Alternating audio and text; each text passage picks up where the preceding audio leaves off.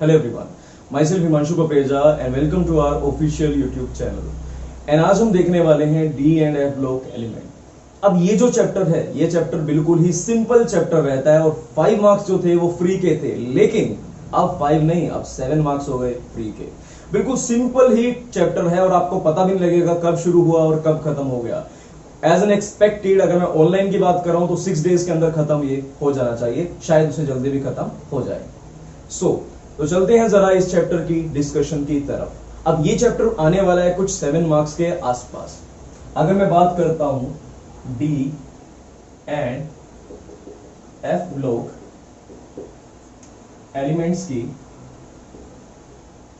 So maximum marks इसका बोलूं तो अब बनने वाला है ये 7 मार्क्स का। और ये 7 मार्क्स का क्यों बनने वाला है? क्योंकि जब चैप्टर हट जाएंगे तो कहीं ना कहीं तो वेटेज बढ़ाई जाएगी और डी ब्लॉक एलिमेंट एक अच्छा चैप्टर है 2 मार्क्स बढ़ाने के लिए, इतना तो मिलेगा इसको कम से कम। अब देखो इसके अंदर क्वेश्चन की टाइप क्या क्या हो सकती है उसको भी जरा ध्यान से हम देख लेते हैं। पहले क्वेश्चन आते हैं थ्योरेटिकल, जो कि एग्जाम के अंदर बिल्कुल भी पूछे नहीं जाते। सेकंड पार्ट बोलूं अगर मैं कंसेप्चुअल, तो इसमें से क्वेश्चन आने के चांसेस बिल्कुल है, चांसेस क्या, ये तो आएंगे ही। एंड थर्ड पार्ट की अगर बात करता हूं तो वो है बैलेंसिंग द इक्वेशन। देखो हर साल आती है और इस साल भी आएगी ही आएगी। हर साल एटलीस्ट 2 मार्क्स की पूछी जाती थी और कंसेप्चुअल आते थे 3 मार्क्स के। सो अब थोड़े बहुत वेटेज यहां पर बढ़ने वाली है और एक रिएक्शंस जो हैं एफ ब्लॉक की, उसके भी आने के चांसेस इस बार बन सकते हैं। और ये जो दोनों पार्ट है balancing the equation and D and F block, और एफ ब्लॉक की जो रिएक्शंस है बिल्कुल ही सिंपल है, उसमें कुछ याद करने वाला रहेगा ही नहीं, ट्रिक है तो वहां से आप कर डालोगे। कंसेप्चुअल को ध्यान से हम देखते हुए चलेंगे बिकॉज कंसेप्चुअल की रेशो बढ़ने के चांसेस कुछ ज्यादा ही है। 4 मार्क्स तक के आपको कंसेप्चुअल मिल सकते हैं, हो सकता है 5 मार्क्स के भी मिल जाए। तो चलो सबसे पहले स्टार्ट करते हैं यहां पर डी ब्लॉक एलिमेंट्स को। देखो इसके नाम से ही क्लियर हो रहा होगा कि जहां पर लास्ट इलेक्ट्रॉन डी के अंदर जाए उसे क्या बोलेंगे, डी ब्लॉक एलिमेंट्स बोलने वाले हैं। देखो the element in which last electron enter into d orbital, उसे क्या बोल देंगे, known as d block element।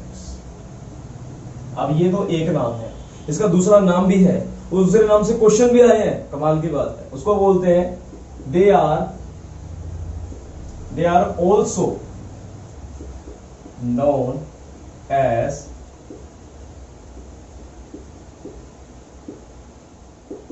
Transition elements. देखो अब ये ट्रांजिशन एलिमेंट क्यों बोलते हैं उसको भी हमें समझना है, और दूसरी बात इसके ऊपर क्वेश्चन क्या आया था सिर्फ नाम के ऊपर, उसको भी जरा ध्यान से समझते हैं। देखो अब ट्रांजिशन एलिमेंट क्यों बोलते हैं, वो ये समझो कि पहले आता है एस ब्लॉक, फिर बीच में आता है डी ब्लॉक और फिर आता है यहां पर पी ब्लॉक के आसपास। यानी कि अगर आपने यहां पर देखा होगा ऐसे है ली न की रब से फरियाद, उसके बाद देखा होगा आपने बेटा मांगे कन्या सुंदर बाप राजी, उसके बाद यहां से स्टार्ट होता है बेटा डी ब्लॉक, ठीक है, और इसके जस्ट बाद क्या होता है, पी ब्लॉक प्रेजेंट होता है। ये एस और पी दोनों के क्या है, बीच में है, तो इसकी प्रॉपर्टीज भी क्या होंगी, बीच में होने वाली है, राइट। ये इनको और इनको लिंक करता है, यानी कि यहां से यहां प्रॉपर्टीज क्या होती है, चेंज होती रहती हैं। सो इसे क्या बोल देते हैं, ट्रांजिशन स्टेप, यानी कि चेंजिंग स्टेप बोल देते हैं, राइट, जिनकी प्रॉपर्टीज क्या होती है एस और पी के बीच में, इसलिए इन्हें क्या बोलते हैं बेटा, हम ट्रांजिशन एलिमेंट बोलते हैं। और एक और बात जो सबसे खास बात है, मैं सिर्फ प्रॉपर्टीज में केमिकल प्रॉपर्टी की बात नहीं कर रहा हूं, फिजिकल और केमिकल दोनों प्रॉपर्टी, यानी कि साइज तो डिक्रीज हो ही रहा है, उसकी रिएक्टिविटी भी क्या होगी, केमिकल रिएक्टिविटी भी इनके बेसिस पर चेंज होने वाली है। सो 1 बाय 1 हम सबको पढ़ना स्टार्ट करते हैं। सो सबसे पहले देखेंगे इसकी कॉन्फ़िगरेशन। तो यहां पर लिखते हैं हम सबसे पहले इनके एलिमेंट्स, यानी कि हमारी जो फर्स्ट ट्रांजिशन सीरीज है उसको लिखते हैं। इसको ऐसे याद करवाया था मैंने, साइंस टीचर वेरी क्रूअल, मांगे फीस कोई नहीं कुछ जाने। राइट, अब देखो हमने इसको कैसे याद किया था, इसको भी इस ट्रिक से याद किया था, लेकिन अब हमको इस ट्रिक से याद नहीं करना। यहां पर ट्रिक चेंज करने का मेरा मोटिव क्या है वो जरा ध्यान सुनो। हर साल हम डी एंड एफ ब्लॉक को ऊपर से नीचे की तरफ पढ़ते हैं, और क्यों पढ़ते हैं इसको, बिकॉज जब आपको एक्चुअल क्वेश्चन करने की बारी आएगी तो आपके कम से कम भी वहां पर 2-2 मिनट बचे करेंगे एक एक क्वेश्चन के अंदर, और बिल्कुल सिंप्लीफाई तरीके से आप आंसर दोगे, और क्वेश्चन देखते ही आपको पता होगा ये आंसर इस वजह से ऐसा आया। नहीं तो अगर आपको मैं इस तरीके से पढ़ाऊं, इस पूरी टेबल की तरीके से पढ़ाऊं तो वो मुश्किल हो जाएगा थोड़ा सा। इसलिए यहां पर इसको ऐसे देखेंगे, एससी यादव लड्डू लाए। अब एससी यादव को, इसको ट्रिक को याद कैसे करेंगे जरा ध्यान से देखना। एससी यादव लड्डू लाए, एससी यादव क्या थे बेटा, गांव के बंदे थे, वो जब भी आते थे लड्डू लेकर आते थे, उनकी शक्ल ही लड्डू जैसी थी। ठीक है, तो वही बोल रहे हैं यहां पर, एससी यादव लड्डू लाए, और इसका एटॉमिक नंबर 21, 22, 23, 24, 25, 26, 27, 28, 29 और 30। अब देखो नेक्स्ट है यहां पर त्रिपाठी जरा हाफो। त्रिपाठी जी क्या है बेटा, पॉकेटमार है, लड़कियों के पर्स ले लेके भागते हैं, लेकिन भागेंगे तो हाफेंगे, तो मैंने वही बोला, त्रिपाठी जरा हाफो। नेक्स्ट है इसके बाद वादा निभाना तानसेन। अब देखो पहले के जमाने के लोग क्या थे, वादा निभाने में विश्वास रखते थे, पर आजकल के लोग तो नहीं रखते, इसलिए हम तानसेन से कह रहे हैं, बूढ़े आदमी से ही कह रहे हैं। तानसेन पता ना वो कौन थे, वो थे अकबर के दरबारी कवि। जब वो गाते थे तो ऐसा मानते हैं कि दिए जल उठते थे, राइट, और ऐसा भी मानते हैं कि जब वो गाते तो बारिश भी होती थी, पर अगर दोनों साथ में गा देते तो दिए भी जलते और बुझ भी जाते, है ना, इसलिए अलग अलग गाते थे। नेक्स्ट है यहाँ पर सीआर मुझे वॉचिंग, या फिर मैं ऐसे बोलूंगा ना, कैमरा मुझे वॉचिंग, सिंपल, कैमरा मुझे वॉचिंग। नेक्स्ट है मुन्ना टीचर को रिझाए। देखो पहले का जमाना क्या होता था, स्कूल जाते थे, और स्कूल जाते थे तो क्या होता था, हम छुट्टियां भी मारते थे, और स्कूल छुट्टियां मारते थे तो बहुत ज्यादा जो टीचर क्या होती थी, भड़कती भी थी, है ना, इसलिए हमको मनाना पड़ता था आराम से कि नहीं नहीं मैम, तो जेन्युइन दिक्कत थी, तो मुन्ना टीचर को रिझाए, है ना, ऐसे ऐसा एक्सप्रेस हमें करना पड़ता है। नेक्स्ट है यहाँ पर फेरस, ये तो सिंपल है, फेरस, ठीक है ना, फेरस। नेक्स्ट है यहाँ पर जाना है कनाडा हज को, इसको इससे पढ़ेंगे, जाना है कनाडा हज को। अब कुछ बच्चे इसी बदबूदार ट्रिक भी बना लेते हैं, जाना है कनाडा HG भागने। नेक्स्ट है यहाँ पर क्यों आगे आओ। अब स्कूल में तो पता ही है ना तुम्हें, बच्चे कहाँ बैठना पसंद करते हैं, पीछे, है ना, बैक बेंचर्स, तो ठीक है, हर किसी की अपनी मर्जी है, तो मैंने बोला यहाँ पर क्यों आगे आऊं, ये क्या होगा, इसके लिए ट्रिक होगी। नेक्स्ट है नहीं पढ़ पाते। कई बार बच्चे बोलते हैं सर अब तो नहीं पढ़ पाते, फिर टीचर भी बोलते हैं कैसे, नहीं पढ़ोगे तो पिटोगे। अब देखो लास्ट ट्रिक देखो यार, ध्यान से, मैंने बोला इंडियन रेलवे रहे कोहरे में, उल्टा पढ़ाना पड़ रहा है मुझे, बेसिकली मैंने बोला इंडियन रेलवे रहे कोहरे में, ठीक है, इंडियन रेलवे रहे कोहरे में, इसको ऐसे याद करने वाला है। इन ट्रिक को लिख लेना, स्लो मोशन के अंदर प्ले कर लेना, उसके बाद इनको नोट कर लेना, मैं दोबारा रिपीट कर रहा हूं, ध्यान से समझो जरा।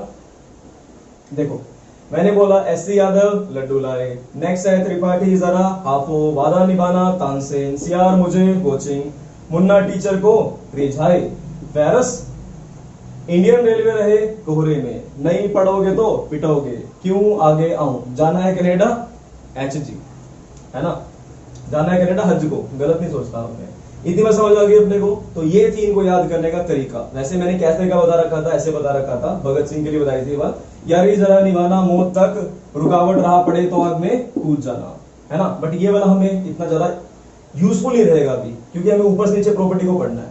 अब देखो नेक्स्ट है ला हफ्ता वरना रे उसे बोल इधर पिटाई और होगी। जैसे गैंगस्टर वगैरह होता है मुंबई में, मूवियों में देखे होंगे, हफ्ता वसूल करते हैं, जिसको हम प्रोटेक्शन मनी कहते हैं, तो वो कह रहा है यही सेम बात बोल रहा है, पहले तो पीटा उसने कईयों को, इनको भी बता रहा है, कह रहा ला हफ्ता वरना रे उसे बोल इधर पिटाई और होगी। ये पहले तो पिटाई हुई है, अभी और भी होने वाली है। सो ये आपको समझ यहाँ पर आ गया होगा। अब इतनी बात तो ठीक है, अब हमने लिखनी है इसकी कॉन्फ़िगरेशन। अब कॉन्फ़िगरेशन आपको नहीं आती तो बेटा उसको जरूर देख कर आओ अच्छे से। इनफैक्ट किसी को आती है नहीं आती, लिंक डिस्क्रिप्शन के अंदर भी डाला है मैंने और डाल दिया व्हाट्सएप पर भी।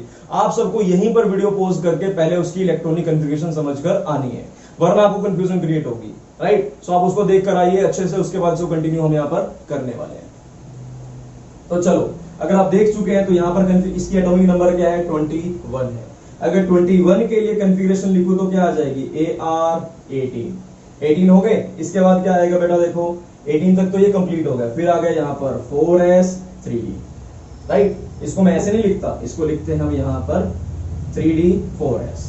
अब बच्चों को मुझे पता है कि कंफ्यूजन होती है, इनफैक्ट बच्चों के मन में क्या, कई बार मैंने देखा है कि टीचर्स भी मतलब थोड़ा सा मिसगाइड कर देते हैं इसके अंदर, तो जरा ध्यान से आपने समझना। मैं देखो किसी ब्लेम तो नहीं कर रहा हूँ एटलीस्ट, लेकिन इसको समझो थोड़ा सा। अब आपने एक रूल पढ़ा था, अबाउ रूल, उसके अकॉर्डिंग क्या पढ़ा था आपने, उसके अकॉर्डिंग पढ़ा था हमने यहाँ पर कि पहले फील्ड कौन होगा, पहले फील्ड होगा बेटा यहाँ पर एस, फिर फील्ड होने वाला यहाँ पर डी, ठीक है। लेकिन बच्चे गलती क्या करते हैं यहाँ पर, देखो अरे फील्ड उसके अकॉर्डिंग होना था, लिखना तो ऐसे ही है, बच्चे लिखना भी ऐसा स्टार्ट कर देते हैं। देखो AR13 पहले 4s फिर 3d लिखना स्टार्ट कर देता है, यही तो गलती है ना। हमें लिखना तो कैसे है, उसको लिखना तो हमको सेम ही है जैसी कॉन्फ़िगरेशन होती है, वो सिर्फ किसके लिए था, फिल करने के लिए था भाई, राइट।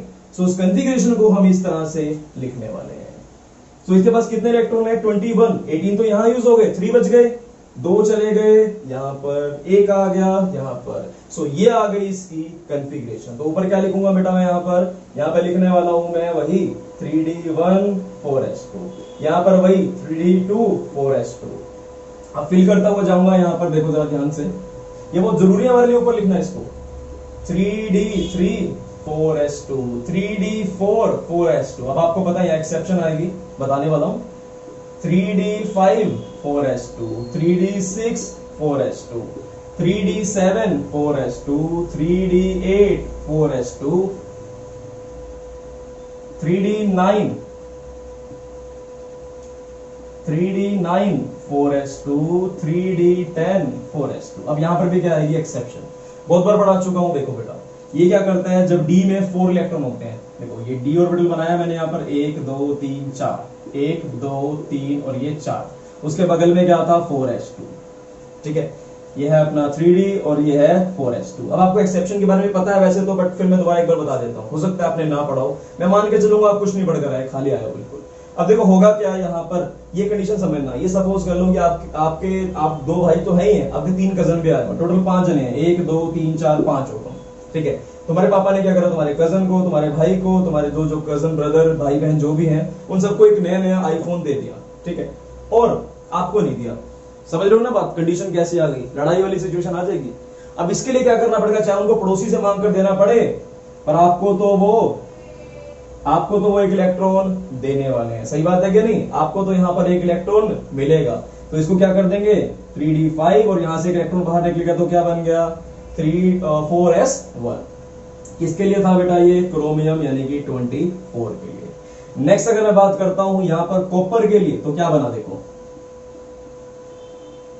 1 2 3 4 5 6 7, देखो कंफ्यूजन पहले लिखकर दिखाता हूं आपको। कॉपर होता क्या है बेटा, 29 होता है, 29 यानी कि आर्गन 18 3d9 4s2। इसके पास कितने इलेक्ट्रॉन है, 9 है। जरा ध्यान से देखते हैं इसको, यहां पर 1 2 3 4 5 6 7 8 9 है, और यहां पर कितने 2। अब देखो कंडीशन वही, आपके पापा ने क्या करा, एक आईफोन दे दिया और मैं कुछ भी दिला दिया, नहीं मान लो कि इनको एक साइकिल भी नहीं ले दी, एक्टिवा नहीं ले दी, या कोई भी बाइक नहीं ले दी, ठीक है। तो उस टाइम पे क्या हो, सबके पास फोन और बाइक, फोन और बाइक, फोन और बाइक, आपके पास सिर्फ फोन, ये तो नाइंसाफी है भाई, है ना। घूमने में जा रहे हैं आप नहीं जा पा रहे उनके साथ, तो वो क्या, उनको चाहे पड़ोसी से लेकर देनी पड़े, पर आपको तो यहाँ पर मिलेगी।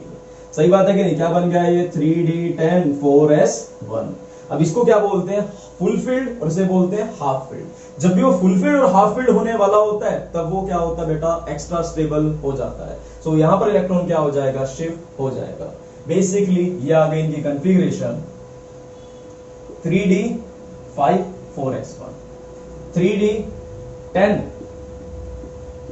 4s1, ठीक है। अब जरा ग्रुप को भी देख लेते हैं, कौन कौन से ग्रुप एलिमेंट है ये। तो देखो सबसे पहले ग्रुप और पीरियड निकालने की बात करो, इतना आपने नोट कर लिया। अब मैं बोलता हूं कि इसका बताना है हमको group and period and electronic configuration, दोनों बताना है, जरा नोट कर लो इसको। अब देखो इनकी कॉन्फ़िगरेशन क्या होती है डी ब्लॉक एलिमेंट की, मैंने वीडियो के अंदर बता दिया पहले ही, बट यहां पर भी देख लो। इनकी कॉन्फ़िगरेशन होती है बेटा डी के लिए, मैं इसको रब कर रहा हूं यहां से,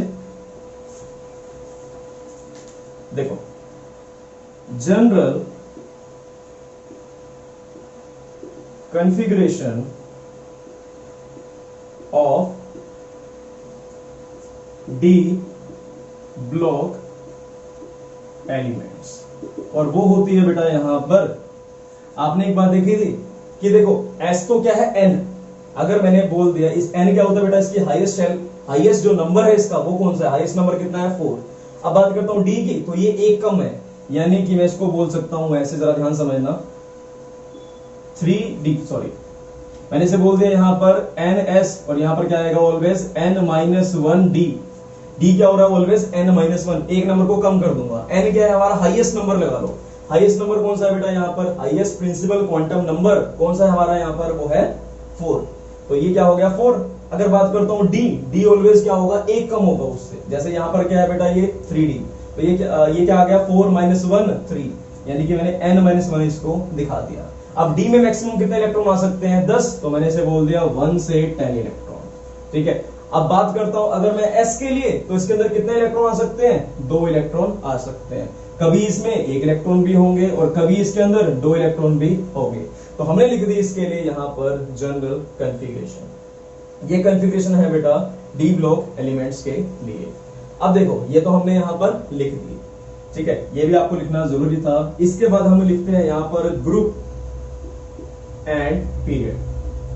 ये ग्रुप कौन सा है और पीरियड कौन सा है, देखो बेटा पीरियड के लिए तो सिंपल सी बात है, आपने देखना है n मतलब प्रिंसिपल क्वांटम नंबर, या फिर यूं कहूं कि हाईएस्ट नंबर, ब्रैकेट में लिख लो प्रिंसिपल क्वांटम नंबर की जगह पर अगर मैं लिख दूं हाईएस्ट नंबर, ठीक है, दोनों में से कोई भी लिख लो आप, चाहे प्रिंसिपल क्वांटम नंबर लिख लो चाहे लिख लो हाईएस्ट नंबर। हाईएस्ट नंबर देखो कितना है यहाँ पर, अगर इसके लिए मैं निकालूं ग्रुप और पीरियड, सिर्फ इसलिए निकालना चाह रहा हूं, जरा ध्यान से देखना इसको, तो इसका जो मैक्सिमम नंबर है वो है 4, तो पीरियड कितना हो गया इसका बेटा, पीरियड हो गया इसका 4, राइट। अब बात करता हूं मैं ग्रुप की, तो ग्रुप में क्या करना है, ऐड कर लेना जितने भी होंगे, देखो s कितने हैं 2, d में कितने हैं 1, तो इसका जो ग्रुप हो गया, इसका ग्रुप हो गया यहां पर 3rd, राइट, ये बात भी समझ आ गई। इसके लिए ग्रुप निकालो तो ग्रुप कितना आ गया 5 और 1 6, तो इसके लिए ग्रुप कितना हो जाएगा बेटा, अगर लिखता हूं मैं यहां पर Cr के लिए, पहले किसके लिए लिखा था हमने, पहले लिखा हमने Sc के लिए, और अब लिख रहे हैं हम क्रोमियम के लिए, तो वो कितना हो जाएगा बेटा, देखो इसका ग्रुप बता दो भाई, इसका ग्रुप होने वाला है सिंपल, हमने क्या करना है दोनों को ऐड कर देना, जितने s में इलेक्ट्रॉन और जितने p के अंदर इलेक्ट्रॉन है, 5 और 1 हो गए 6, तो ग्रुप हो गया 6।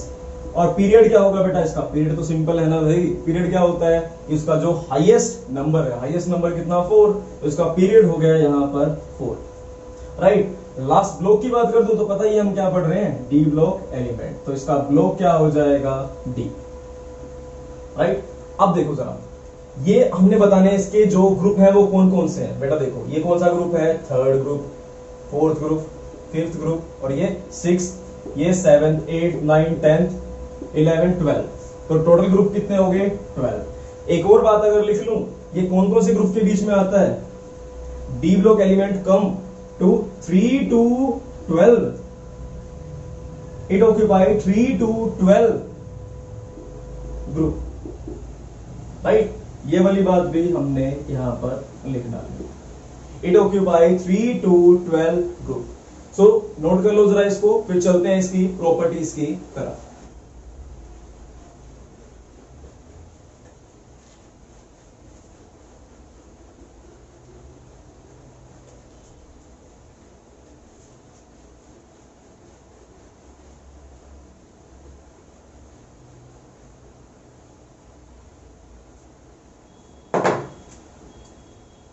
देखो properties of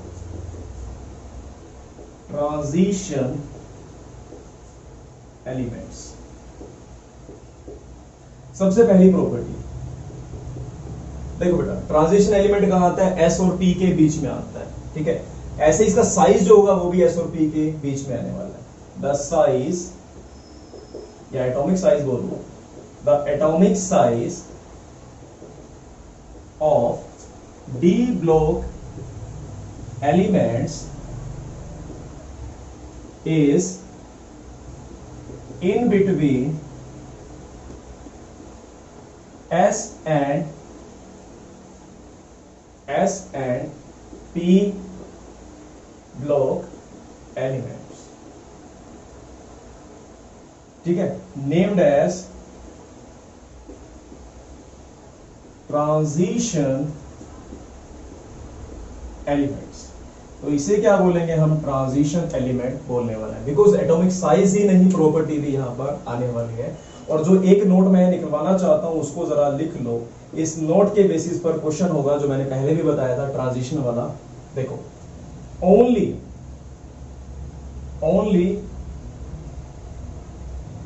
those are considered transition element which has incomplete d orbital. अगर किसी का d ऑर्बिटल भरा हुआ है तो उसको ट्रांजिशन एलिमेंट हम नहीं कह सकते। ये बात को अपने जरा ध्यान से समझ लेना है। उनको हम ट्रांजिशन एलिमेंट बिल्कुल भी नहीं कह पाएंगे जिनका d ऑर्बिटल फुल होगा। फॉर एग्जाम्पल, अगर मैं बोलूं जाना है कनाडा हज को, इनके पास डी में 10 इलेक्ट्रॉन थे, तो इनको कभी भी हम ट्रांजिशन एलिमेंट नहीं बोलेंगे। और ऐसा क्वेश्चन पूछा जा चुका है। सिंपल सा क्वेश्चन पूछेंगे, why this is not called transition element. इन तीनों को पता है हमें, जाना है कनाडा हज को, तीनों के पास 10 इलेक्ट्रॉन है, साफ पता है हमें, तो इसे ट्रांजिशन क्यों नहीं कहेंगे, क्योंकि इसका डी क्या है, कंप्लीटली फिल्ड, और दैट्स इट। यही इसका आंसर है। ठीक है, अब थोड़ा सा जब क्वेश्चन की फॉर्म में लिखवाऊंगा थोड़ा सा और अच्छे से रिप्रेजेंटेटिव में लिखवा दूंगा, पर आंसर तो क्या है, मेन आंसर तो क्या है, यही। अगर इतना लिख दोगे तो आपको पूरे मार्क्स मिलने वाले हैं, आधा नंबर भी आपका नहीं कट सकता। राइट, तो चलो इसको मैं यहां पर नोट कर रब कर देता हूं। नेक्स्ट देखो, पहली प्रॉपर्टी थी ये, और ये सेकंड। देखो, ये प्रॉपर्टी अगर पढ़ ली ना तो इसके बाद सिर्फ कुछ भी नहीं है, सिर्फ यही प्रॉपर्टी के बेसिस पर मैंने क्वेश्चन फॉर्म करके आपको देने हैं, और इन्हीं को आपने फिर अच्छे से करना है। सेकंड प्रॉपर्टी देखो बेटा, they have D block element, यानी कि दे have high boiling and melting point. इनका मेल्टिंग पॉइंट क्या होगा, हाई होगा। और क्यों, जरा ध्यान से समझो। देखो बेटा, डी ब्लॉक एलिमेंट है, और डी ब्लॉक एलिमेंट क्या करते हैं, मेटल है, मेटल, इसको डी ब्लॉक मेटल कह सकता हूं। मेटल के अंदर बॉन्डिंग कैसी होती है, मेटेलिक बॉन्डिंग। तो इनके बीच में हो गई स्ट्रॉन्ग मेटेलिक बॉन्डिंग। और किसी भी चीज को तोड़ना है, सपोज कर लो किसी घर को भी तोड़ने की बात करते हैं, तो वहां पर क्या होता है, लोहे की आइटम्स होती हैं, राइट, या स्टील की आइटम होती है, मिलकर किससे बनी है, डी ब्लॉक एलिमेंट से, है ना। सबसे स्ट्रॉन्गेस्ट तो यही है। सो इनकी बॉन्डिंग क्या है, बहुत ज्यादा स्ट्रॉन्ग होती है। तो मैंने बोला इनका मेल्टिंग और बॉइलिंग पॉइंट ज्यादा क्यों होगा, ड्यू टू, ब्रैकेट में लिख लेता हूं मैं इसको, due to strong metallic bonding between atoms. Atom के बीच में क्या है, स्ट्रॉन्ग मेटेलिक बॉन्डिंग। और वो कब होगी, जब उसके पास क्या होंगे, अनपेड इलेक्ट्रॉन। अगर अनपेड इलेक्ट्रॉन नहीं हुए तो बॉन्ड कर ही नहीं पाएगा, right. As they contain unpaired electron. और अगर मैं बोलूं कि एक क्वेश्चन पूछ लेता हूं, मैंने बोला ZnCd और Hg है, उनका मेल्टिंग और बॉइलिंग पॉइंट ज्यादा नहीं है, क्योंकि अनपेड इलेक्ट्रॉन ही नहीं है। अगर अनपेड इलेक्ट्रॉन ना हुए तो उसकी बॉन्डिंग क्या हो जाएगी, वीक हो जाएगी। क्वेश्चन की फॉर्म बनाएंगे इसको जरा देखो। नेक्स्ट है इसके बाद, मेल्टिंग बॉइलिंग पॉइंट समझ हमें आ गया। नेक्स्ट आता है इसके बाद, they are electropositive in nature. ये क्या होते हैं, इलेक्ट्रो पॉजिटिव होते हैं नेचर में। और क्यों, क्योंकि मेटल है भाई, मेटल क्या करता है, इलेक्ट्रॉन दे देता है ना। मेटल किसी को भी इलेक्ट्रॉन डोनेट कर देगा। फॉर एग्जांपल आयरन पे आपने देखा होगा +2 +3 ऐसे चार्ज देखे होंगे, राइट। तो अलग अलग तरह के ऑक्सीडेशन स्टेट ये दिखाते हैं। सो फोर्थ बात बोलूं, दे शो वेरिएबल ऑक्सीडेशन स्टेट। ये क्या दिखाते हैं, अलग अलग तरह के ऑक्सीडेशन स्टेट दिखाते हैं। यहां भी दिखा दी ना, +2 भी दिखा दी और +3 भी दिखा दी। ऐसी बहुत सारी ऑक्सीडेशन स्टेट को हम स्टडी आगे करने वाले हैं। नेक्स्ट आता है इसके बाद, they have strong tendency of complex formation. इनकी कॉम्प्लेक्स फॉर्मेशन की टेंडेंसी क्या होती है, बहुत ज्यादा होती है। और उसको भी पढ़ेंगे ये क्यों होती है ना। मेटल जो होता है, देखो तुमने देखा होगा आयरन को स्टील बना लिया, अलग अलग तरह का स्टील बना दिया, ठीक है। हमने क्रोमियम स्टील बनाया, हमने निकल स्टील बनाया, हमने बहुत सारे तरह के स्टील बनाए इसके।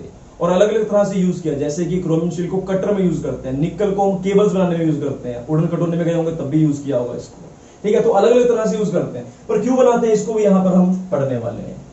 नेक्स्ट आता है यहाँ पर टेंडेंसी ऑफ, क्या देखा हमने, ऑक्सीजन स्टेट, कॉम्प्लेक्स फॉर्मेशन देख लिया। इसके बाद दे फॉर्म कलर्ड कंपाउंड, और ऐसा क्यों, सिंपल सी बात है, due to presence of unpaired electron. हमें पता है इस चीज का, हमेशा एक करंट वही दिखाएगा जिसके पास क्या होंगे, अनपेड इलेक्ट्रॉन। तो ब्रैकेट में लिख लूंगा मैं, due to presence of unpaired electron, right. And देखो बेटा, कलर के लिए एक और चीज जरूरी होती है, वो होती है डी ट्रांजिशन। अब ये डी ट्रांजिशन क्या होता है वैसे तो मैंने बाद में बताना है, पर तुम सिंपल ये समझ लो कि जब भी कहीं पर इलेक्ट्रॉन होता है उसके ऊपर एनर्जी गिरती है तो हाई स्टेट के अंदर जाता है, फिर वापस आके एनर्जी को क्या करता है, फेंक देता है, और जो लाइट हमारी तरफ फेंकता है वैसा हमें वो दिखता है। अगर ऐसे समझो कि इलेक्ट्रॉन एक बाल्टी के जैसी है, हम तुमने क्या करा, अब मेटल ने क्या करा, बाल्टी के अंदर पानी को भर लिया, अपने पास भर के रख लिया, अब आपकी तरफ फेंकेगा तो आपको तो क्या लगेगा, कलर दिखेगा ही, है ना, गीले तो आप होगी। जैसे वहां से पानी गिरकर आप गीले हो रहे हो, वैसे यहां पर आपके ऊपर क्या गिर रहा है, कलर गिर रहा है, राइट। और हो किसकी वजह से, उसी बाल्टी की वजह से हो रहा है जिसने हमने पानी को इकट्ठा किया था, राइट। अब देखो जरा 7th point, they form magnetic complex. अब सिंपल सी बात आ गई कि मैग्नेटिक क्यों दिखा रहा है, वही प्रेजेंस ऑफ फ्री इलेक्ट्रॉन। अभी देखकर गया है ना लास्ट चैप्टर के अंदर हम, सॉलिड स्टेट के अंदर, क्यों बेटा, due to presence of unpaired electron. इसी अनपेयर्ड इलेक्ट्रॉन की प्रेजेंस की वजह से वो क्या बनाता है, मैग्नेटिक कॉम्प्लेक्स बनाता है। बहुत सारे एग्जांपल जितने भी देखे थे आपने, आयरन वगैरह इनके तो देखे थे ना एग्जांपल, वहां पर जो भी अपने एग्जांपल देखे थे, मैग्नेटाइट वगैरह जो भी आपने देखे, वहां पर क्या था बेटा, आयरन जैसे कंपाउंड यानी कि डी ब्लॉक एलिमेंट तो यूज अल्टीमेटली हो रहे थे। अब एक बार इसको लिख लो, फिर मैं रब कर देता हूं, जरा नोट कर लो इसको।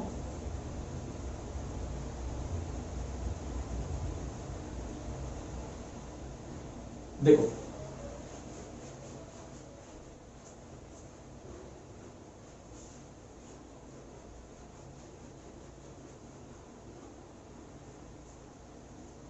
मैंने बोला दे have high enthalpy of atomisation. ये हाई एंथैल्पी ऑफ एटोमाइजेशन क्या होता है, एटोमाइजेशन क्या होता है, उसको एटम बना लेना। अगर सपोज कर लो मैं किसी को हिट करता हूं तो वो टूट जाएगा, एटम बन जाएगा। अरे तुमने क्या करा, सपोज कर लो पानी, बर्फ ली, बर्फ को डाला तुमने अपनी गैस के ऊपर रख दिया बेटा बर्तन के अंदर, तो उसको तुमने एनर्जी दी तो पहले क्या बना, लिक्विड बना, फिर उसको एनर्जी दी तो क्या हुआ, वो टूटने स्टार्ट हो गए, उसके मॉलिक्यूल बन गए बिल्कुल, राइट। वो बिल्कुल पानी के मॉलिक्यूल बिल्कुल अलग अलग हो गए। तुम फिर भी नहीं माने, तुमने क्या करा, और ज्यादा हीट करा और एटम, हाइड्रोजन अलग और ऑक्सीजन अलग, तो यानी कि जो एनर्जी देनी पड़ती है एक एक एटम को अलग करने के लिए, राइट, एक एक एटम को अलग करना हो तो उसे क्या बोलते हैं, एंथैल्पी ऑफ एटमाइजेशन यहां पर हम बोलते हैं। ये था हमारा यहां पर 8 पॉइंट। अगर चलते हैं 9 पॉइंट के अंदर, और रीजन भी क्या है इसका, due to metallic bonding, due to metallic bonding. और मेटेलिक बॉन्डिंग भी क्यों होती है बता सकते हो, मेटेलिक बॉन्डिंग भी होती है due to presence of unpaired electron. Next है इसके बाद, they are hard in nature।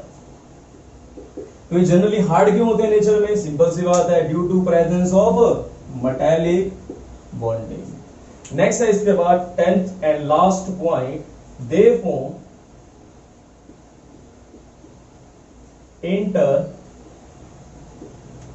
Interstitial compound. और वो क्यों बनाएंगे, कंपाउंड विद हाइड्रोजन एटम। और क्यों बनाते हैं, देखो सिंपल सी बात है, क्योंकि हाइड्रोजन का साइज क्या है, बहुत छोटा। डी ब्लॉक एलिमेंट बोले मैंने, बहुत बड़े बड़े साइज के थे, बीच में क्या आ गया, छोटा सा हाइड्रोजन आ गया, तो इसने क्या बना लिया यहां पर, इंटरस्टिशियल कंपाउंड बना लिया, किसके साथ, हाइड्रोजन के साथ। ब्रैकेट में लिख लो, due to large size difference between, large size difference between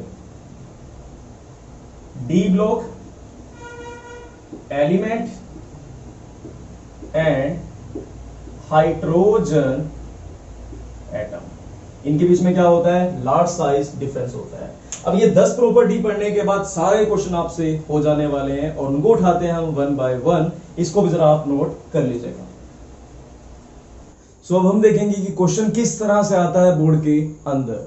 and before going to that हम लिखने वाले हैं यहां पर एक और property, it is also act as good catalyst.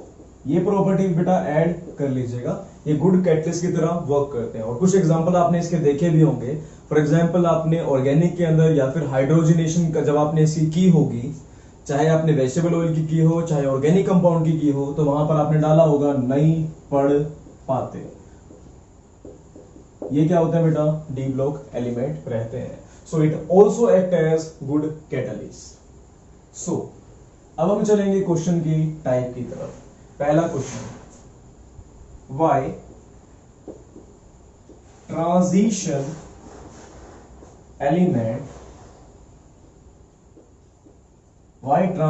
Element has high melting and boiling point, right? Or why transition element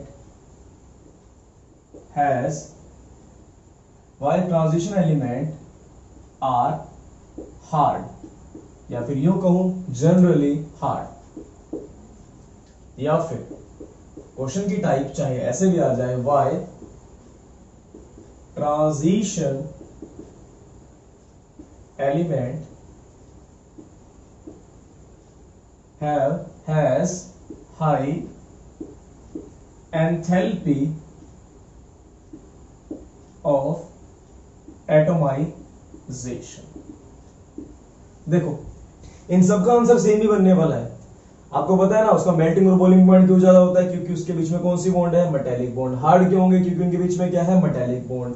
high enthalpy of atomisation की होगी, क्योंकि उनके बीच में क्या है, मेटालिक बॉन्ड। और मैं पहले बता चुका हूं हाई एंथैल्पी ऑफ एटोमाइजेशन क्या होता है। सपोज कर लो बारिश हो रही है और बारिश का मैंने पानी इकट्ठा किया, उसे गर्म करूंगा और ऑक्सीजन और हाइड्रोजन अलग अलग कर लिए, एटम क्या हो गए, अलग हो गए। उसे बोलते हैं एनर्जी ऑफ एटोमाइजेशन या फिर एंथैल्पी ऑफ एटोमाइजेशन। कितनी एनर्जी मुझे देनी पड़ी उसको एटम में कन्वर्ट करने के लिए। सो अब इन सब का आंसर क्या होगा, देखो सिंपल सा आंसर रहेगा इनका, as transition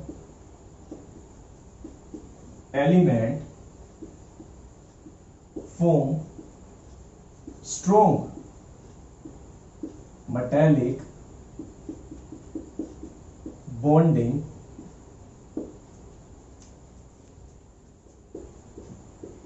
between atoms due to presence of unpaired electron, due to presence of unpaired electron.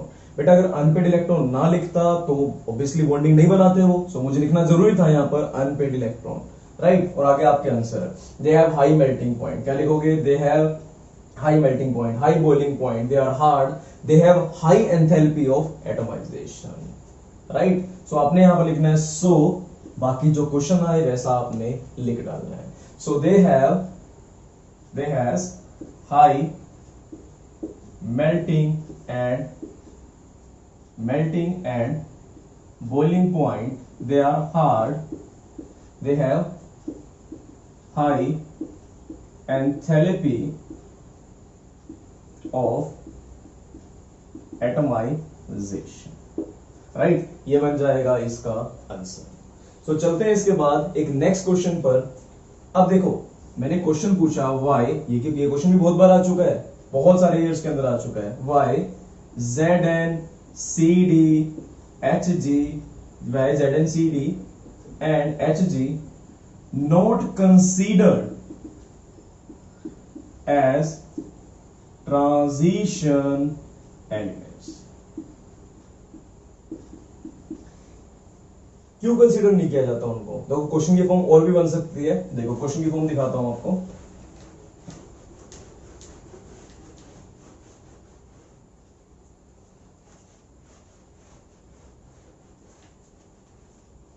Y, Zn, Cd and Hg are soft in nature, ये क्वेश्चन। या फिर Y, Zn, Cd, Hg has low melting point, low melting point, इनका melting point कम क्यों होता है? मैं ये भी बोल सकता हूं इसका बॉइलिंग पॉइंट कम क्यों होता है, बाकियों से तो कम ही रहेगा, राइट। एक क्या पूछ लिया, why they are not considered as transition element. तो इसका आंसर क्या देने वाले हो आप? सिंपल देखो बेटा, due to absence of unpaired electron, या फिर यूं कहूं बिकॉज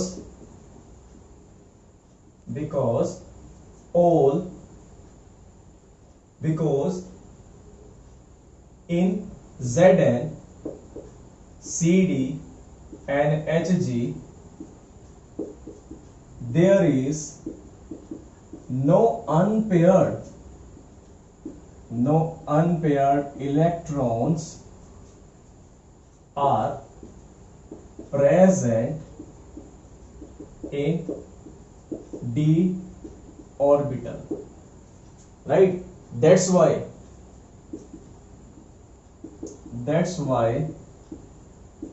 no metallic bonding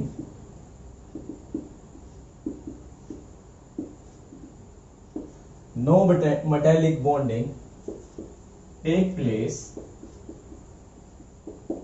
सो इसका आंसर क्या होगा आगे? Simple, so Zn, Cd and Hg has low melting boiling point, again उसके बाद सॉफ्ट इन नेचर, जो आपका क्वेश्चन आए उसी बेसिस पर, एंड क्योंकि अनपेड इलेक्ट्रॉन नहीं है इसीलिए क्या नहीं बोलते हैं उसको? ट्रांजिशन एलिमेंट भी नहीं बोला जाता। इन तीनों क्वेश्चन को, 1 2 3 क्वेश्चन को लिख लेना, उसके बाद फिर इसका आंसर लिख देना। बट ये परफेक्ट आंसर तो है, लेकिन मैं चाहूंगा इसकी रिप्रेजेंटेशन थोड़ी सी और बेटर करो। अब देखो, अगर बात करता हूं मैं Zn की, जाना है कनाडा हज को, तो आपको पता है मैंने यहां पर लिखा आर्गन 3d4s2। अब आपको पता है हीना, नीना और करीना जीते, इनकी कन्फिगरेशन लिखी, यहां पर क्या आएगा 4d5s2, राइट। इनमें कितने इलेक्ट्रॉन? 10 10। इसकी बात करूं तो यहां पर भी क्या आ जाएगा 5d10 6s2, 4f में कंप्लीट है, 14 ही रहते हैं, राइट। तो इनके पास कोई भी अनपेड इलेक्ट्रॉन प्रेजेंट नहीं है, इसलिए क्या करेंगे बेटा, ये ट्रांजिशन एलिमेंट की तरह एक्ट नहीं कर सकते। अब मैं यहां पर डी बनाऊंगा, देखो कुछ इस तरीके से,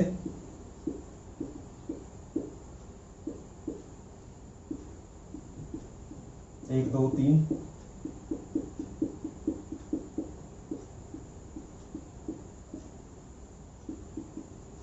ठीक है। यहां पर लिखेंगे 3d10 4s2। सिमिलरली मैं यहां पर लिखूंगा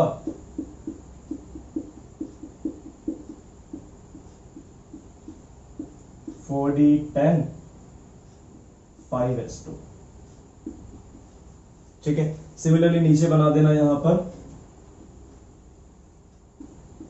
देखो आपका टाइम तो ज्यादा नहीं गया इसके अंदर, लेकिन रिप्रेजेंटेशन क्या हो जाती है, पावरफुल यहां पर हो जाती है।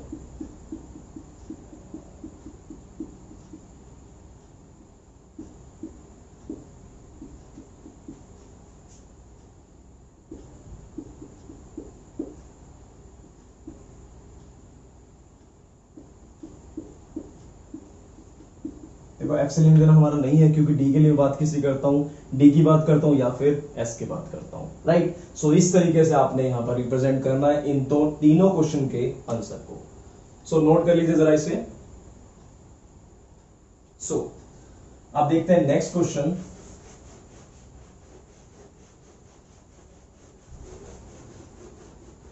देखो अगर मैंने पूछा तुमसे why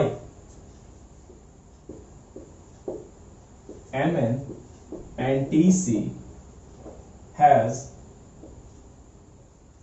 abnormally low melting and boiling point. इसका जो मेल्टिंग और बॉइलिंग पॉइंट है एबनॉर्मली लो क्यों है, या फिर मैं ये कहूं कि इतने ज्यादा हार्ड क्यों नहीं हो रहे, या यूं कहूं कि इसकी जो एंथैल्पी ऑफ एटमाइजेशन है वो जितना सोचा था उससे कम क्यों आ रही है, तो ये एबनॉर्मल बिहेवियर क्यों शो कर रहा है, राइट। अगर ये क्वेश्चन पूछूं मैं तो इन सब का आंसर सेम होगा, और वो आंसर क्या होगा जरा ध्यान से देखो, और होगा भी क्यों वो भी देखो। देखो Mn की बात करूं, अगर जरा ध्यान से देखना इसको, Mn and Tc, Munna teacher को रिझाए, है ना, वही ग्रुप का है। सो समझ आया मैं इसको ऐसे क्यों पढ़ा रहा था आपको। देखो Mn की बात करूं तो यहां पर क्या आ जाएगा 25 में AR 3D5 4s2। इसकी बात करूं तो हीना, नीना और करीना। देखो मुझे इसका एटॉमिक नंबर नहीं पता है, ऐसा सपोज कर लो कि आपको एटॉमिक नंबर पता ही नहीं है, लेकिन फिर भी आप इसको बना पा रहे हो। यहां पर क्या आ जाएगा 4D5 एंड 5s2, राइट। बताने में तो क्या करना है, कुछ भी नहीं, वापस 18 ऐड कर दो, बन गया। इसमें तो कोई बहुत बड़ी बात नहीं थी, रॉकेट साइंस तो है नहीं, सिर्फ क्या करना है, आपने 18 इलेक्ट्रॉन ऐड करने हैं तो एटॉमिक नंबर आपको पता चल जाएगा। सपोज करो नहीं पता तो इस तरह से भी आप कर डालोगे इसको, राइट। अब यहां पर क्या आ गया 3D5 4s2। देखो बेटा, सो ये बोलना चाहता है जब यहां पर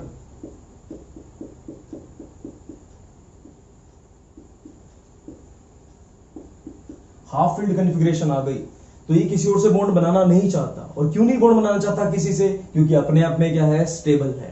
बॉन्डिंग तो कभी बनाएगा ना तब इसको जरूरत होगी। वैसे 5 इलेक्ट्रॉन दिख रहे थे, हमें लग रहा था बहुत स्ट्रॉन्ग बॉन्ड बनाने वाला है, लेकिन अचानक से इसका जो मेल्टिंग और बॉइलिंग पॉइंट हो गया वो एबनॉर्मली, यानी कि होना नहीं चाहिए था, होना तो बहुत ज्यादा स्ट्रॉन्ग चाहिए था, लेकिन एक्चुअल में क्या हो गया, कम हो गया। और वो क्यों कम हो गया, क्योंकि 5 इलेक्ट्रॉन है, और 5 इलेक्ट्रॉन क्या हो जाते हैं, एक्स्ट्रा स्टेबल, राइट। बाहर खेलने ही नहीं जा रहे किसी से, तो बॉन्डिंग तो बनाने का सवाल पैदा ही नहीं होता। ठीक है, इसको भी बना देता हूं, देखो सेम बनाना है।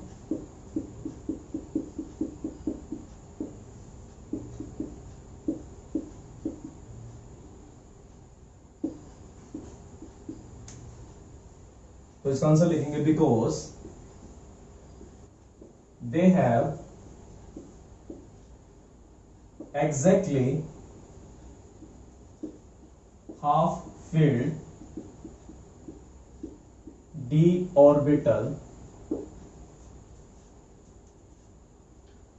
and hence extra stable। तो ये क्या हो गए, एक्स्ट्रा स्टेबल हो गए। So tendency to form strong metallic bonding decreases। और अगर मेटेलिक बॉन्डिंग फॉर्म करने की टेंडेंसी घट गई तो that's why so Mn and Tc has abnormally low melting and boiling point. Basically हुआ क्या कि हमको लगा था ये बहुत अच्छी बॉन्डिंग बनाने वाला है, लेकिन हुआ क्या, 5 अनपेड हैं, बट क्या हो गए, एक्स्ट्रा स्टेबल। अब वो दूसरे से बॉन्ड बनाना ही नहीं चाहता, क्योंकि खुद तो क्या हो गए, वो एक्स्ट्रा स्टेबल हो गए। सो अगर मेटेलिक बॉन्ड फॉर्म करने की टेंडेंसी क्या हो गई, घट गई। सो उनकी बॉन्ड स्ट्रेंथ भी क्या हो जाएगी, वीक हो जाएगी, राइट। इस वजह से क्या हो जाएगा, वो abnormally low melting and boiling point दिखाने वाले हैं, राइट। क्योंकि जो स्ट्रॉन्गनेस थी, जो हार्डनेस थी, या हाई मेल्टिंग और बॉइलिंग पॉइंट था, वो तो किसकी वजह से था, सिंपल किसकी वजह से, स्ट्रॉन्ग मेटेलिक बॉन्डिंग की वजह से, right. So MnTC has abnormally low melting and boiling point. जरा नोट कर लीजिए, फिर चलते हैं नेक्स्ट क्वेश्चन पर। देखो एक क्वेश्चन आता है, why transition elements are coloured. तो जरा उसको देखते हैं, बिल्कुल सिंपल सा क्वेश्चन है, why transition elements are coloured. तो सिंपल से रीजन दोगे, due to presence of unpaired electron, ये तो सबको पता है, सिंपल सा आंसर है इसका, due to presence of unpaired electrons, due to presence of unpaired electrons and dd transition। अब ये आंसर अपने परफेक्ट आंसर है, due to presence of unpaired electron and D transition. अब मैंने आपको पहले भी बताया था कि देखो ये इलेक्ट्रॉन अगर यहां पर घूम रहा है एक जगह पर, सो अगर मैं इसको एनर्जी दूं तो इस शेल से क्या चला जाएगा, अगली शेल के अंदर, है ना, अकड़ जाएगा, हाई एनर्जी के अंदर चला गया। लेकिन अगर ये वापस आया यहां पर, तो इसने जो एनर्जी अब्सॉर्ब की थी वही एनर्जी क्या कर दी, इसने एमिट कर दिया। सो एक शेल से दूसरी शेल पे जंप करने को क्या बोलते हैं बेटा, इसको ट्रांजिशन बोलते हैं, राइट। और ये कौन से ब्लॉक के एलिमेंट्स है, डी ब्लॉक के एलिमेंट्स।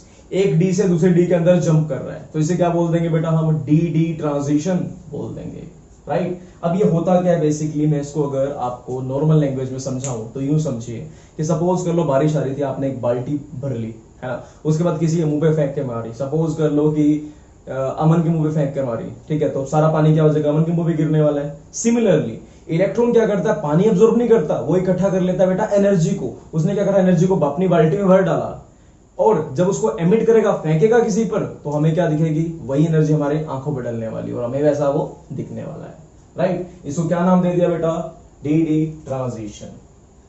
मैं इसको ऐसे भी लिख सकता हूं, बाय एब्जॉर्प्शन ऑफ रेडिएशन, या फिर यूं कहूं light from visible region and reflected light shows color। ठीक है, ये आपके डिटेल के लिए है कि उसने लाइट को कहां से एब्जॉर्ब किया, विजिबल रीजन से। अगर विजिबल रीजन ना होता तो हम कैसे देख पाते, राइट। सो नेक्स्ट क्वेश्चन आता है यहां पर, why transition element shows magnetic properties। अरे भाई पहले ही बता चुका हूं मैग्नेटिक प्रॉपर्टी के बारे में, वैसे भी मैग्नेटिक प्रॉपर्टी सॉलिड स्टेट से तो कट चुकी है, पर मैंने बताई तो वहां पर थी आपको। सिंपल होता है क्या, इलेक्ट्रॉन घूमता है तो क्या आता है, मैग्नेटिक फील्ड आता है, राइट। सो रीजन क्या हो गया, प्रेजेंस ऑफ अनपेयर्ड इलेक्ट्रॉन। तो मैं सिंपल लिखूंगा यहां पर, due to presence of unpaired electron, due to presence of unpaired electron, it shows magnetic properties। क्या दिखाता है बेटा, मैग्नेटिक प्रॉपर्टी, राइट। अब देखो इसका फॉर्मूला भी रहता है, इतना तो आपको समझ आ गया, जहां पर भी अनपेयर्ड इलेक्ट्रॉन प्रेजेंस होगी वहां पर क्या दिखाने वाला है ये बेटा, मैग्नेटिक प्रॉपर्टी तो शो करने वाला है। अब मैं अगर आपसे पूछूं कि मैग्नेटिक प्रॉपर्टी का कोई फॉर्मूला है, तो बिल्कुल है, ठीक है। Formula to calculate magnetic moment, देखो बेटा फॉर्मूला होता है n+2 अंडर द रूट। ये होता है बेटा trick, I mean to say formula to calculate magnetic moment. और ये आता है यहां पर bm के अंदर। bm क्या होता है बेटा, बोहर मैग्नेटॉन। अब देखो जरा, मैंने क्वेश्चन भी दे दिया, अब इसको लिख लेना इंपॉर्टेंट तो नो डाउट है ही ये।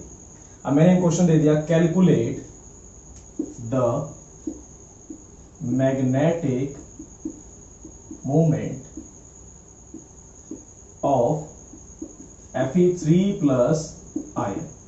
सो कैसे निकालेंगे उसको, सिंपल सी बात है, कॉन्फ़िगरेशन लिख डालूंगा मैं इसकी। Fe3+ की कॉन्फ़िगरेशन कितनी होगी, अब हमें पता है यहां पर आ गया Ar, और ये Fe कहां आता था, देखो साइंस टीचर वेरी क्रूअल मांगे फीस, यानी कि 26 तक आ गया। इसके डी में कितने इलेक्ट्रॉन होंगे, 6 इलेक्ट्रॉन होंगे, और क्या होगा ये 4s2। तो मैंने लिख दिया यहाँ पर 3d6 4s2। ये तो किसकी थी, ये तो थी खाली Fe की। अब इसमें से 3 इलेक्ट्रॉन बाहर निकालने हैं, मैंने Fe3 प्लस किया तो क्या बन गया Ar, 3 इलेक्ट्रॉन बाहर निकलेंगे, 2 यहां से निकल गए, 1 यहां से निकल गया, तो कितने बच गए 3d5 4s0। डी में कितने इलेक्ट्रॉन है 5 इलेक्ट्रॉन, डी में कितने इलेक्ट्रॉन है 5 इलेक्ट्रॉन, 1 2 3 4 5। अब देखो n क्या होता था हमारा, नंबर ऑफ अनपेयर्ड इलेक्ट्रॉन। और ये अनपेयर्ड इलेक्ट्रॉन क्यों बोला, अरे हमें पता है ना कि जब इलेक्ट्रॉन अनपेयर्ड होंगे तभी तो वो क्या दिखाएंगे, मैग्नेटिक मूवमेंट दिखाने वाले हैं। सो जरा इस फॉर्मूले को लगाऊं तो क्या बनेगा Nn+2, देखो यहां पर आ गया 5, मैं इसको रब कर देता हूं बेटा, यहां पर देखते हैं इसको, यहां पर आ जाएगा ये, देखो फॉर्मूला वही N+2, क्या निकाल रहे हैं बेटा हम, मैग्नेटिक मोमेंट, म्यू से रिप्रेजेंट इसको हम करते हैं। देखो जरा, अब देखो n कितना है, अनपेयर्ड इलेक्ट्रॉन कितने हैं 5, 5 के 5 के हैं अनपेयर्ड, तो यहां मैंने लिख दिया 5 + 5 + 2, क्या बन जाएगा बेटा ये 7 × 5 √35। अब देखो अगर 36 होता तो मैं क्या लिख देता, 6 लिख देता रूट करने के बाद, लेकिन अब क्या लिख दूंगा यहाँ पर 5.9, एक ही तो कम है तो मैं लिख सकता हूं यहाँ पर 5.9 बोहर मैग्नेटॉन। विद यूनिट लिखोगे तो आधा नंबर और मिल जाएगा, अगर यूनिट नहीं लिखोगे तो एक में से आधा ही नंबर आपको मिलने वाला है। नेक्स्ट चलते हैं, एक क्वेश्चन और दे देता हूं बेटा, calculate the magnetic movement of Cr3+। ये क्वेश्चन आपके लिए, सर आपने मैग्नेटिक मूवमेंट को निकाल कर वहां पर रख देना है, बेसिकली मैं नहीं बताता, आप ही करना है इसको, तो जरा नोट कर लो इसको। अब एक क्वेश्चन मैं आपसे पूछता हूं और आपने उसको बिल्कुल अच्छी तरह से रिप्रेजेंट करना है, वो क्वेश्चन है Y Zn Cd and Hg do not show magnetic movement। तो उसका सिंपल सा रीजन है, अरे मैं मैग्नेटिक मूवमेंट की क्या बात करूं, मैं बोल दूं यहां पर why they do not show coloured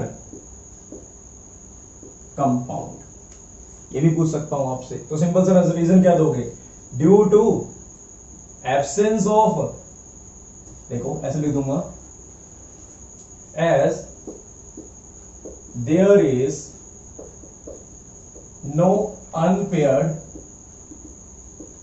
electron, as there is no unpaired electron present in d orbital। so कोई भी अनपेयर्ड इलेक्ट्रॉन प्रेजेंट नहीं है d ऑर्बिटल के अंदर, so they are diamagnetic, वो क्या होंगे डायामैग्नेटिक होने वाले हैं। अब ये डायामैग्नेटिक क्या होता है, देखो बेटा क्वेश्चन में दो तरह से आ सकता है, एक आ सकता है पैरामैग्नेटिक, एक आ सकता है डायामैग्नेटिक। अगर अनपेयर्ड इलेक्ट्रॉन प्रेजेंट है, जरा सा नोट में लिख लेना इसको, if unpaired electron is present तो वो क्या हो जाएगा पैरामैग्नेटिक, अगर अनपेयर्ड इलेक्ट्रॉन प्रेजेंट नहीं है तो उसे क्या बोल दूंगा बेटा मैं डायामैग्नेटिक। देखो हमने बहुत सारे पढ़े, मेरे को पता है फेरोमैग्नेटिक पढ़ा, एंटी फेरो पढ़ा, लेकिन यहाँ तो दो पढ़ने हमने, कौन कौन से, पैरामैग्नेटिक और डायामैग्नेटिक। अगर अनपेयर्ड इलेक्ट्रॉन नहीं है तो क्या बन जाएगा ये डायामैग्नेटिक। लेकिन इस क्वेश्चन को यही नहीं छोड़ना, आपने इसको अच्छे से रिप्रेजेंट करना है। देखो अब सिंपल सा मैं लिखूंगा कि सीडी की कॉन्फ़िगरेशन कितनी है, अगर Zn की पूछी मुझसे, इनमें से एक पूछेगी बेटा, कोई भी एक पूछा जाएगा आपसे एक टाइम पे। देखो मैंने अगर Zn की निकाली तो सिंपल कॉन्फ़िगरेशन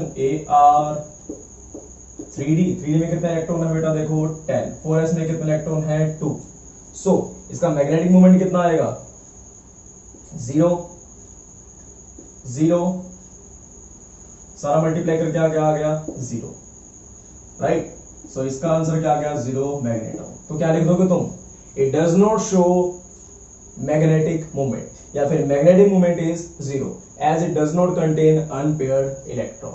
अगर पूछा गया क्वेश्चन मैग्नेटिक मूवमेंट से तो आप इसको आंसर दोगे तो प्रेजेंटेबल लगेगा, थोड़ा सा अच्छा लगेगा, राइट। तो इस तरीके से तुम इसको कर सकते हो। तो आपको पता लग गया Zn Cd and Hg, क्योंकि हमने एक ही टेबल के अंदर पता पढ़ा है, इसलिए हमें पता है कि सबके सब क्या है अनपेयर्ड। अगर बात कर देता मैं Cd की, तो पहले बता रखा है मैंने आपको, क्या आ जाता है यहाँ पर Ar की जगह हीना नीना और करीना, Kr आ जाता, उसकी जगह क्या आ जाता जिनो, राइट, कुछ इस तरह से इना नीना और करीना।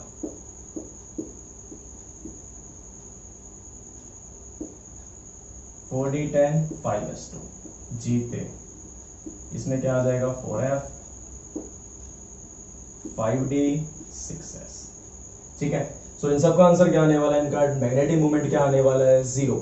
राइट, सो क्वेश्चन आ सकता है why Z and CD do not show magnetic moment, right, या फिर why they have zero magnetic moment, ऐसा भी आ सकता है। या फिर आ सकता है आपके पास व्हाई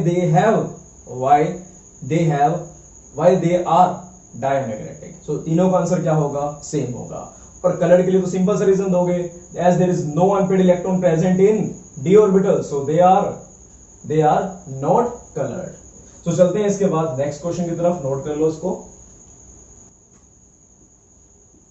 आउट ऑफ Fe3+ और nickel 2+, which will show highest paramagnetism। सो देखो सिंपल सी बात है, जिसके बाद जितने ज्यादा अनपेड इलेक्ट्रॉन उतना ही ज्यादा क्या दिखाने वाला है, पैरामैग्नेटिक कैरेक्टर। फॉर एग्जांपल मैं बात करता हूं अगर Fe3+ की, तो Fe की कॉन्फ़िगरेशन आपको पता है कितनी होती है बेटा, Fe कॉन्फ़िगरेशन होती है Ar3d6 4s2। अगर +3 आया यहां पर, 3 इलेक्ट्रॉन चले गए तो क्या बन गया, देखो 3 इलेक्ट्रॉन बाहर निकालो, 2 यहां से क्या बन गया ये 3d5। बात करता हूं यहां पर निकल की, तो शक्ति साइंस टीचर वेरी क्रूअल, मांगे फीस कोई नहीं कुछ जाने, तो ये 28 होगा। राइट, यहां आ जाएगा 3d8 4s2 और आगे क्या आ जाएगा Ar18। सो देखो 2 इलेक्ट्रॉन चले गए यहां से, तो डी में कितने इलेक्ट्रॉन रह गए, डी में इलेक्ट्रॉन रह गए यहां पर Ar3d8 4s0। अब डी में कितने इलेक्ट्रॉन आ गए यहां पर 8, 1 2 3 4 5 6 7 8। यहां पर कितने अनपेड इलेक्ट्रॉन है 2, यहां पर कितने अनपेड इलेक्ट्रॉन है 5। सो तुम समझ ही गए होंगे कि कौन ज्यादा पैरामैग्नेटिक बिहेवियर दिखाने वाला है। Right, so obviously this will show higher magnetic moment या फिर पैरामैग्नेटिज्म।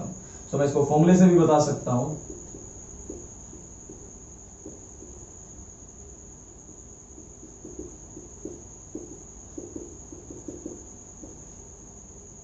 नहीं आएगा, क्या आ जाएगा यहाँ पर 5.9 बोहर मैग्नेटोन। इसकी बात करूं तो यहां पर मैग्नेटिक मूवमेंट कितना आएगा, मैग्नेटिक मूवमेंट कितना आने वाला है यहां पर n+2, सो 2+2+2 बेसिकली क्या आ गया यहां पर √8, यानी कि 2 × √2 बोले तो 2 × 1.41 बोहर मैग्नेटॉन। सो कितना आ जाएगा 2.82 बोहर मैग्नेटॉन। सो क्या आंसर लिखोगे इसका, सिंपल सा कंपेयर कर दिया। अब देखो ये तो आपने लिख दिया, कई बार क्या होता है बच्चे लिख कर आ जाते हैं, मतलब इसको बनाकर आ जाते हैं, कुछ लिखते नहीं है इसके बारे में। तो यहां लिखोगे as iron 3+ contain more number of unpaired electron, it will show higher paramagnetism। So ज्यादा पैरामैग्नेटिज्म कौन दिखाने वाला है, ऑब्वियसली Fe3+ दिखाने वाला है। ठीक है, but in case of this, in case of nickel 2+, less number of unpaired electron are present, hence less paramagnetic। सो ये क्या होने वाला है बेटा, लेस पैरामैग्नेटिक होने वाला है। और मैग्नेटिक प्रॉपर्टी आपको अच्छे से समझ आ गई होगी। इसके अलावा हम पढ़ने वाले हैं कल सभी के सभी ऑक्सीजन स्टेट और उससे रिलेटेड क्वेश्चन। अब ये भी एक मेजर पार्ट यहां पर कवर कर देते हैं। सो ध्यान से आपने इसको यहां पर कर लेना है। नेक्स्ट अगर मैं आपको एक क्वेश्चन दूं कि calculate the magnetic movement of Cr3 plus and Fe2 plus, so ये क्वेश्चन आपने कर देना है। और पेपर में जो क्वेश्चन आते हैं वो बिल्कुल सिंपल आएंगे, बिल्कुल ही सिंपल। मैं आपको आज असाइनमेंट शेयर कर देता हूं, उस असाइनमेंट के अंदर देख लेना, उसमें हमने सारे 10 इयर्स भी कवर किए हैं। तो जरा ध्यान से हम इन क्वेश्चन को कर लेंगे और आप देखने वाले हो कि बिल्कुल सिंपल क्वेश्चन आपको मिलने वाले हैं। सो चलते हैं नेक्स्ट लेक्चर पर। Thank you so much.